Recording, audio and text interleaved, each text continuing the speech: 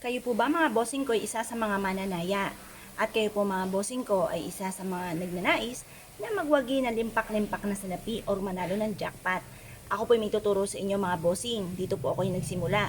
Ako po mga bossing ko yung nagsunod-sunod ang mga pagtama mga bossing ko sa aking mga tinatayaan. Mula noong 2018 mga bossing ko sa pagsalubong ng 2019. At ito po yung isinare ko mga bossing ko at nagsunod-sunod na mga pampaswerte ko pong ginawa hanggang sa ako po ay nag-upload na rin po ng video. At hindi ko po rin po inaasahan na ako po ay sinuwerte. Ngayon pa mga bossing, ako po ay may share sa inyo. Mainam na subukan niyo po itong gawin. Basta kayo po ay may 100% na paniniwala sa mga gatong mga pamamaraan. At imamaisip nyo na kayo magiging matagumpay. Simula na ito ng tagumpay. At alasin nyo po sa isipan nyo po na kayo po ay malas. Ngayon pa mga bossing, kapag po yan ay nagawa po ninyo, ito po mga bossing ko ay mapapasin po ninyo na kayo po ay palagi sinuswerte.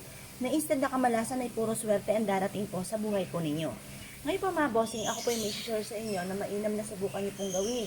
At ito po mga bossing ko ay mapapasin ninyo na instead na kayo minamalas ay puro swerte ang darating. Ang gagawin nyo lang po mga bossing ko ay kumuha kayo ng 3 dahon ng oregano. At pagkatapos mga bossing ko, manap ka sa may silangan. Sabihin nyo po ng paulit-ulit ang numero na lagi nyo pong tinatayaan. At ito po mga bossing ko ay ipapahid nyo sa inyo pong palad habang kayo po mga bossing ko ay nagwe-wish ng paulit-ulit. Mas mainam na nakapaligo na kayo kapag po ito ginawa ninyo. Para yung amoy po, yung aroma ng ating oregano ay nanuot na sa inyo po mga palad. Pagtapos positive ka lamang mga bossing, kailangan nasa isipan ninyo, simula na ito ng tagumpay ko, alisin nyo sa isipan nyo yung mga alinlangan. Kasi kapag may alinlangan ka, maaaring mababaliwala ang inyo pong paggawa po ng mga ganito. Kailangan nasa isipan nyo, simula na ito ng tagumpay ko. Ngayon pa mga bossing ko, ikaw naman ay negosyante, pwede nyo rin po itong gawin. Bago ka pumunta sa inyo po negosyo, ihaplos nyo po ito. At mas mainam na manunuot yung aroma ng ating oregano sa inyo po mga palad. Subukan nyo po ito mga bossing kahit sa loob ng 1 linggo. At kapag po ito ay kayo po ay naramdaman po ninyo na parang ikaw po ay sinuswerte na at instant na kamalasan ay puro swerte dumarating, ipagpatuloy nyo lang po mga bossing at ito po ay makakatulong po sa inyo. Upang sa ganon, instant na kamalasan ay puro kaswerte naman po ang darating sa buhay ninyo.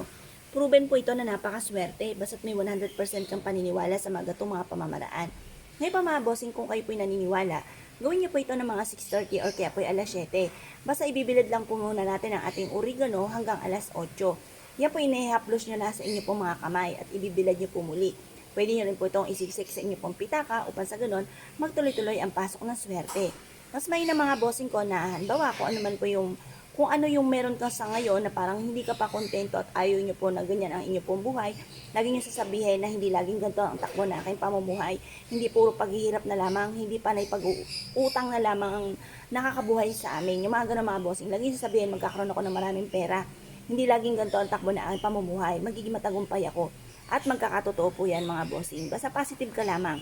Lahat ng mga taong masisipag, matyatsyaga, may positibong pananaw sa buhay at hindi nakakalimot magdasal at sinabayan pa ng ganitong mga pamamaraan ay walang imposible, magiging matagumpay po kayo.